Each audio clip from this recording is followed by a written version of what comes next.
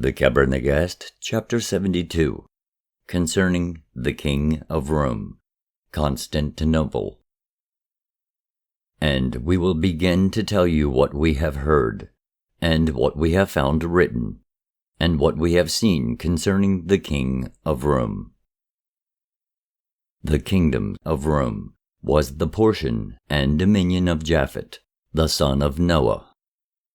And sitting down they made 12 great cities.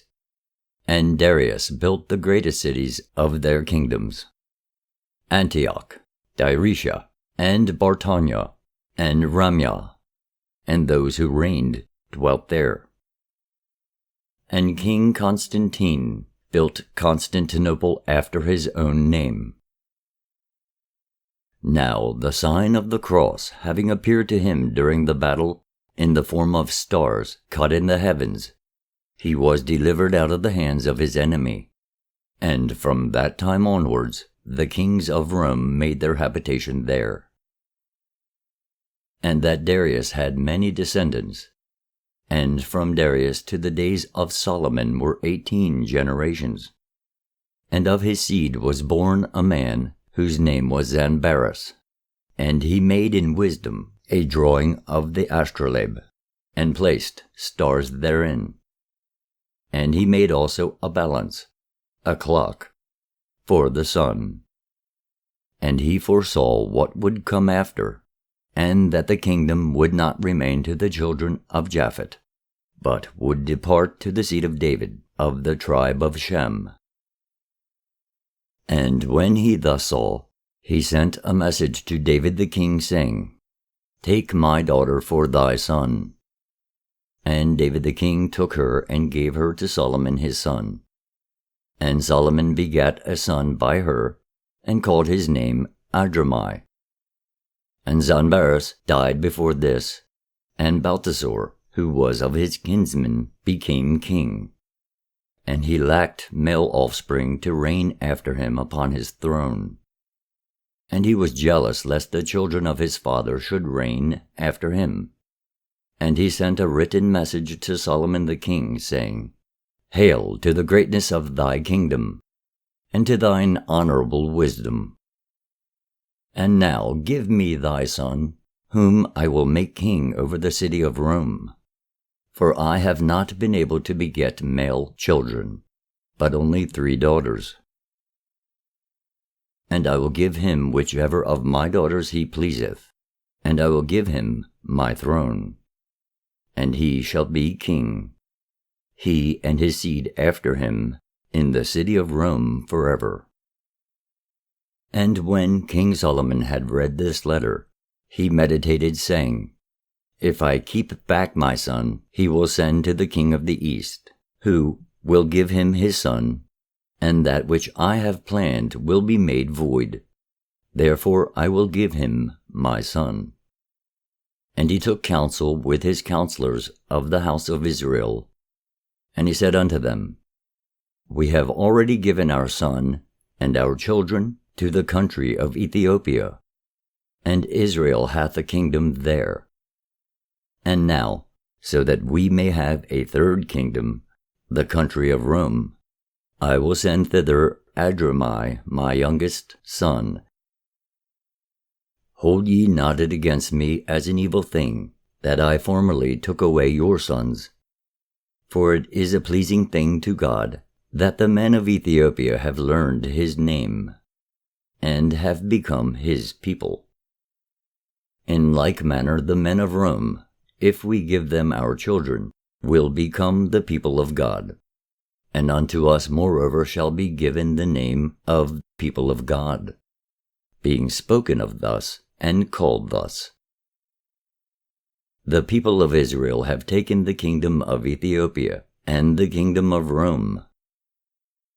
Give ye your youngest sons, as before ye gavest the eldest, and let those of middle age stay in our city." And they rose up, and took counsel, and returned and said unto him, "We will speak this matter unto the king, and he shall do his will." And he said unto them, "Make me hear what ye would say."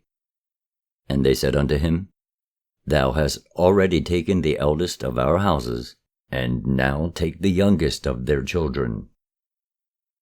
And he was pleased with this counsel, and he did for them as they wished. And he set forward Adramai his son, who took some of the nobles of the lower grades of the house of Israel. And the lot fell upon him in the name of his father Solomon. And they gave him a priest of the tribe of the Levites, whose name was Achimahil. And they set Adramai upon the king's mule, and cried out to him, Hail! Long live the royal father!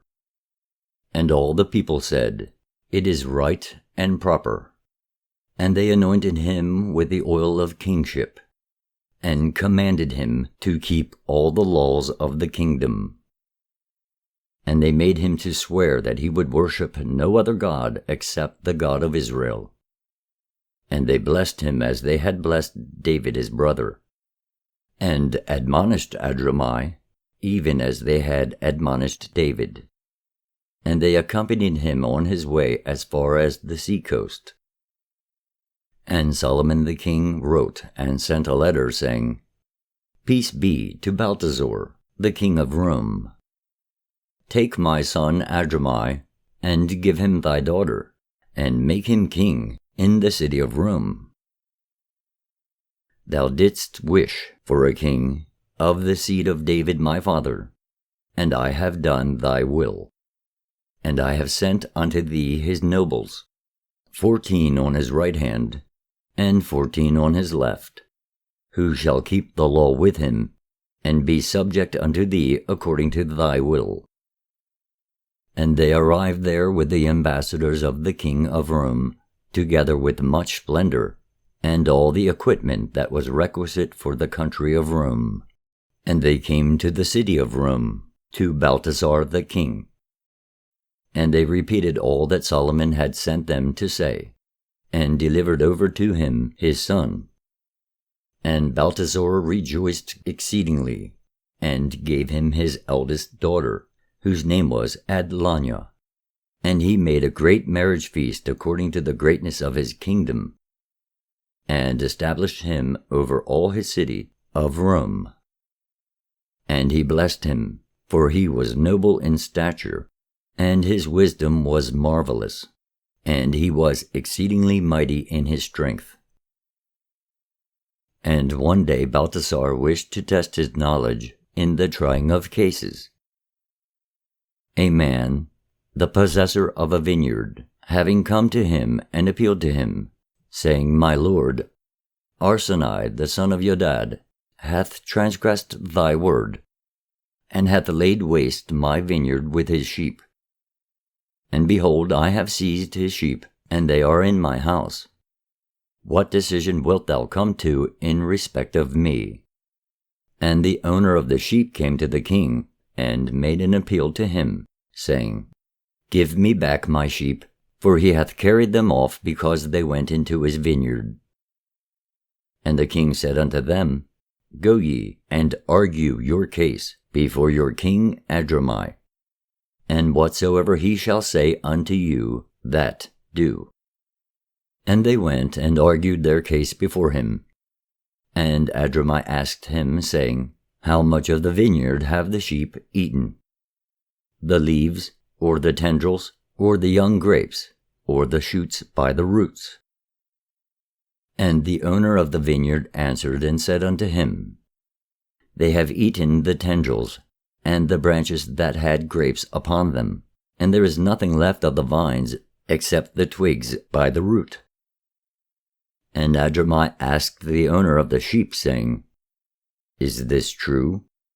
And the owner of the sheep answered and said unto him, My lord, they ate only the tendrils with leaves on them.